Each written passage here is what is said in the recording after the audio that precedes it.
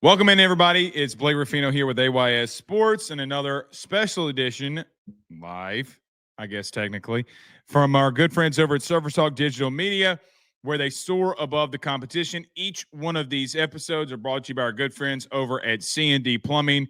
You got to trust the pros over at C&D Plumbing, serving the river region with fast, reliable residential and commercial services. C&D has earned their reputation for quality and honesty. When you need a plumber that you can count on, you need to call C&D Plumbing, 985-304-8556.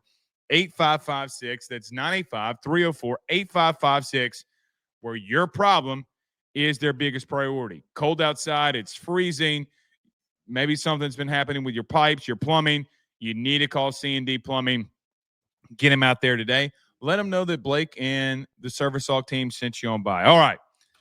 New year, same problems for LSU in some aspects. Now, I know that you're excited about the transfer portal and a lot of pieces that LSU's brought in. They're number one and 247 Sports in the transfer portal. I want to expound on a little bit more about the conversation that we talked about last night in reference to this team and other needs that they have. I want to start off with this.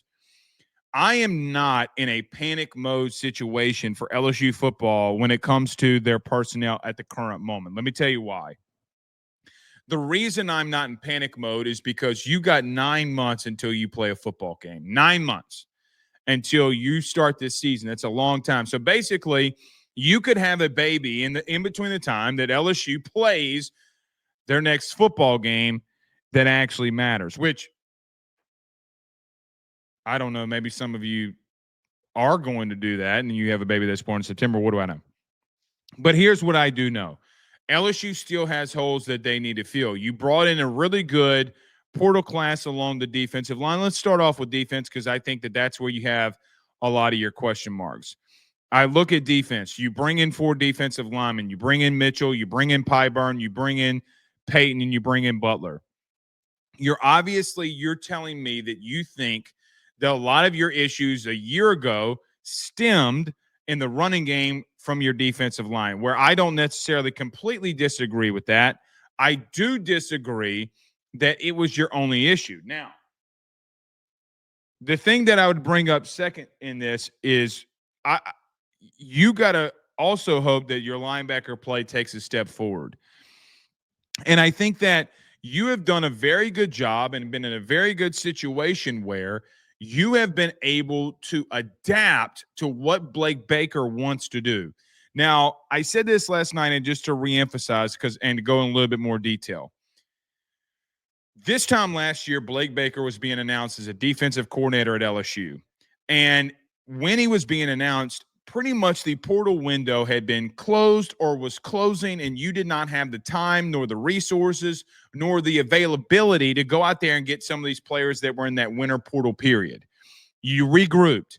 Austin Thomas comes in, by tradition, starts taking on a new vision and a new role. Brian Kelly goes out there and says that we need to raise funds to go out there for the portal, and you go out there and you do that. So now you're in a situation where, at least in the front seven, this is Blake Baker's baby. This is his team. This is what he wants to do. He has built this from the ground up. Technically, going in the portal, he gets Peyton, he gets Butler, he gets Mitchell, he gets Pyburn. You feel confident that your floor has been raised on what you can do there. I love Jack Pyburn. I love Patrick Peyton. And the biggest problem of what you had, and that being stopping the QB run game. Guys, you got obliterated. You've been getting obliterated in the running game. And that has been a massive issue for you as Brian Kelly has been here, what it's been. But there still are holes that need to be filled. When this whole portal process started, you and I discussed, Brian Kelly came out and said, we want about 12 portal players.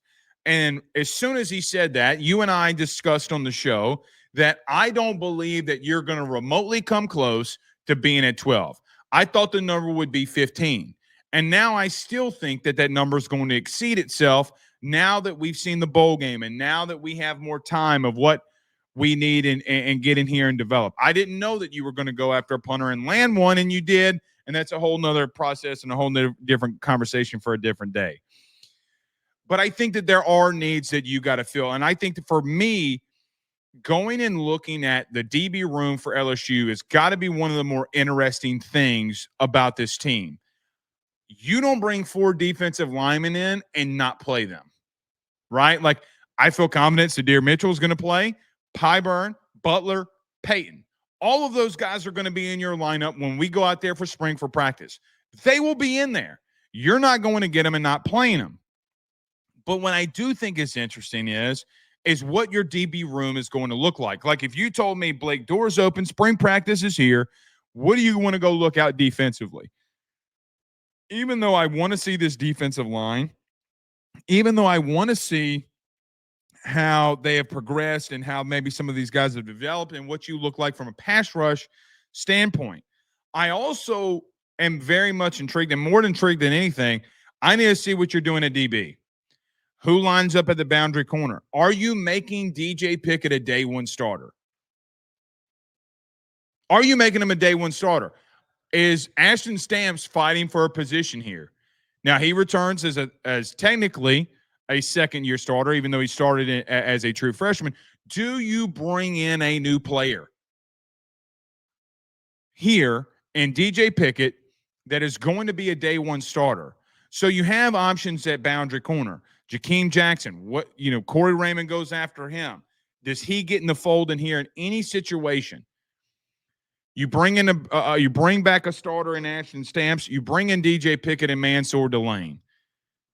I think that you have a revolving door of things that you want to do. I don't think that you have any true starter right now at corner.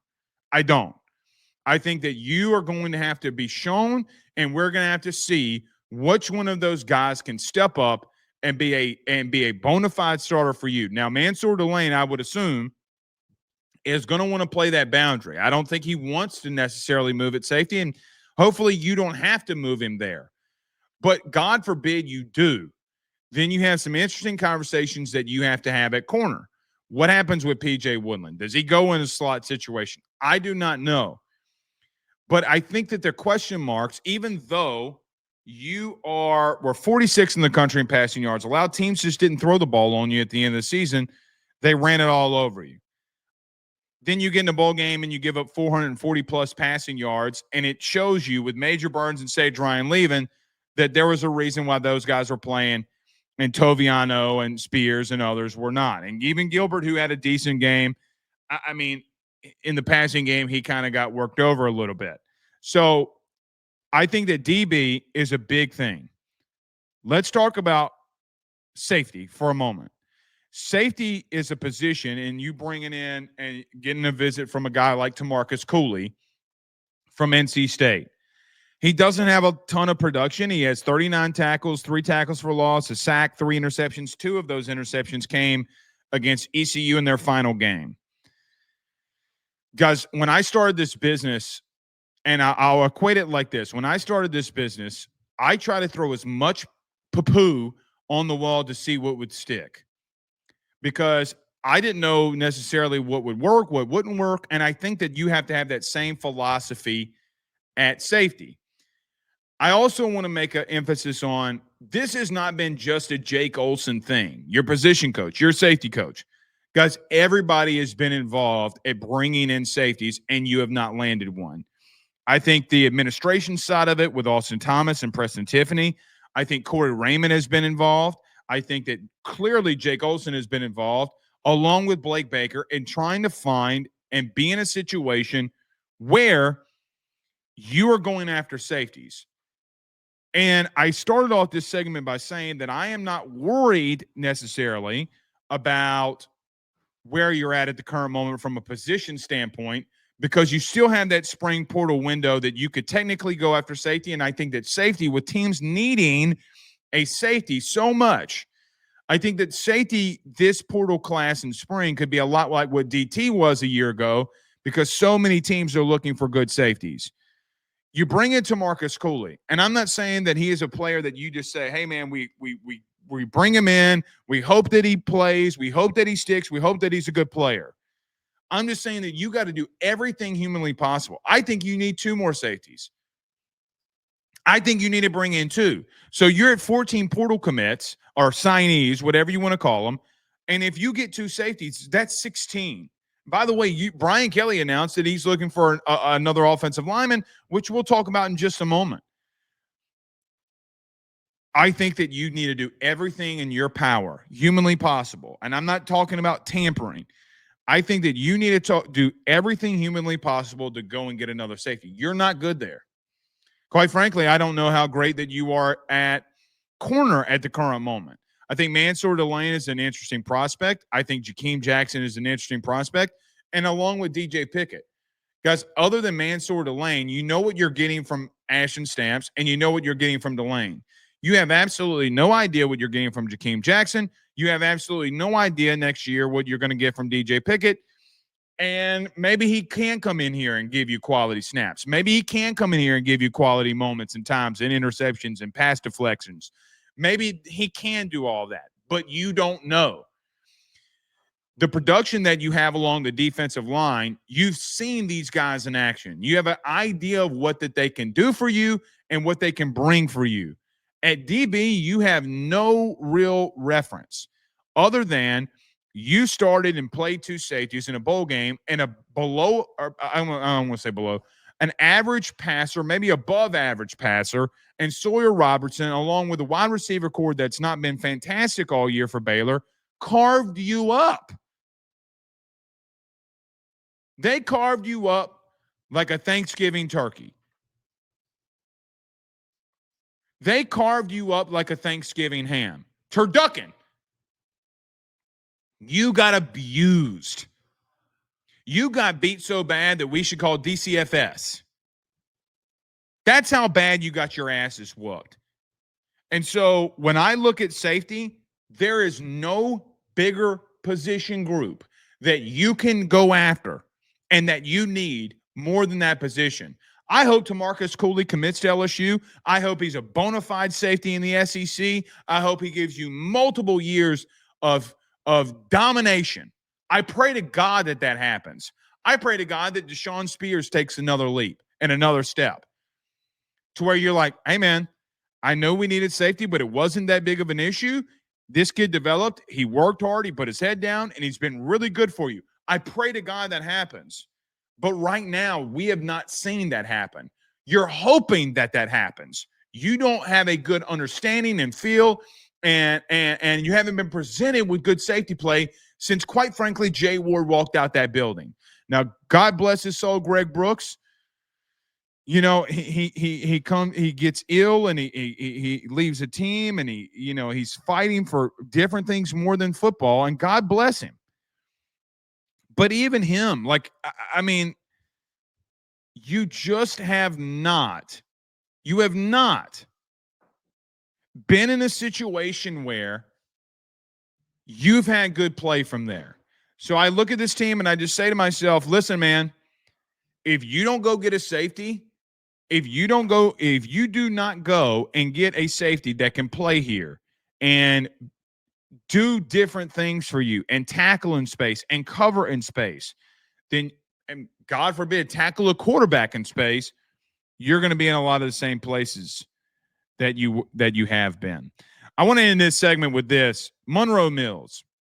So Brian, we talked to Wilson Alexander last night from The Advocate, and it was interesting talking to him because he was the one that asked Brian Kelly about the offensive line, and Brian Kelly saying, hey, do you want to know the offensive lineman? Yes. And he was very firm and emphatic that he wanted to do that. Monroe Mills, the Louisville offensive tackle, formerly at Texas Tech as well, has played over 2,300 snaps where he's only given up 4 sacks. I'm not necessarily worried about the offensive line because I've seen what you've recruited at that position. Multiple 5-stars coming in, Weston Davis. You've gone out in the portal and gotten Josh Thompson and Braylon Moore, and Tyree Adams showed you that he can play here. The question I have is about development. And what are you doing with a guy like Weston Davis if you try to go after and bring in a guy like Monroe Mills? Well, you bring in experience. You bring in a guy that you know that can play, and it can play in a Power 4 conference, and it's going up against your actually best edge rusher in Patrick Payton, and has held his own. Clearly, he didn't give up much to him because and 2,300 career snaps, he's only given up 4 sacks. I think Brian Kelly is telling you something without telling you. He wants to run the football a little bit better than what he did a year ago, clearly. Now, I think that the offensive line, for what it's worth, and I will go toe-to-toe, battle for battle with anybody in this media corps that wants to have this conversation. I still think that there were moments and times where your O-line played very well and you ran into wrong gaps and the wrong holes. You didn't hit the hole good enough. You were running in the back of offensive linemen when you had a big hole to the left side and you're just trying to go into a play action or play side and you don't get anything moving. I think that it was a combination of a couple of things. I don't know if you have a running back room right now that when the going gets tough and you have a 3rd and 3 that you can line up and run the football. Hopefully Caleb Jackson can prove all of us wrong, myself included. And I was very high on him coming into the season. Hopefully he can prove us all wrong and his vision can become better. I don't think that he has a problem in reference to running the football. I think he has a problem with vision. And then you have a guy like Harlan Berry, JT Lindsey. That room's got talent. But there's going to be many situations where you need to run the ball on short yardage down and distances on 3rd downs. Can you do it is going to be a big thing. You're going to get a center, right guard, and potentially a right tackle. With a right-handed quarterback, I think that you're wanting to do some more play action stuff. I think you want to run the ball a lot more effectively. I think you've got talent there. I think one of these young guys in Solomon Thomas and Carius Kern could come in here and potentially push for playing time if they don't get reps and rotate. I think Solomon Thomas is a freak of nature and they can come in here and play immediately for you. I really asked the question of can you run the football? And I think Monroe Mills is interesting. Now, he's not technically in the portal yet. He plans to enter the transfer portal. So we'll see what happens there. But Brian Kelly was very emphatic that they want another offensive lineman. Brian Kelly is an offensive dude. He spends all of his time on the offensive side of the football. I think that he wants to get back to more of the style that he plays. I think that is why he has been so emphatic about doing that. He was very firm along the offensive line where he wasn't really as firm about how bad he thought that the safety play was, but clearly you're continuously going after safeties. I look at this LSU offensive line and see a room that, from a blue chip ratio standpoint, has more blue chips in it than any other room on your team. Can you develop? Can one of those guys take another leap? Can you run the football more effectively? Guys, if you can't run the football in this league, you're going to continue to be 8-4 and 9-3. Why have you been losing? Why are you losing these SEC games? Guys, it revolves around one thing. You want to know what it is? You're just giving up too many rushing yards. And I think that I'm growing a little bit tired, if I'm being honest, of you outside of Jane Daniels, you not being able to line up and run the football on teams. You're not a physical football team. I hope some of these guys in this offseason go into a situation where they want to go in there and they want to be dominating in the running game. If you can do that, man, if you can control the line of scrimmage, you can control a lot of things. And it takes a lot of pressure off of Garrett, too, that when you can just sit there and run the ball, you're not having to throw it all over the place. Well, and it's going to be interesting to see how you utilize guys like Barry and Brown. And I think that their offensive philosophy, for what it's worth, is completely shifted. I don't think they're going to lean into that. I think they're going to throw the football around even a little bit more because based off the speed that you got at receiver. So I know that Brian Kelly has emphasized that you want to go after more offensive linemen. I think Monroe Mills is very interesting. All right. We'll see y'all again tonight. By the way, win bar drawing. Sign win bar drawing. It's going to be interesting. We'll see y'all then. Y'all have a good one. Peace.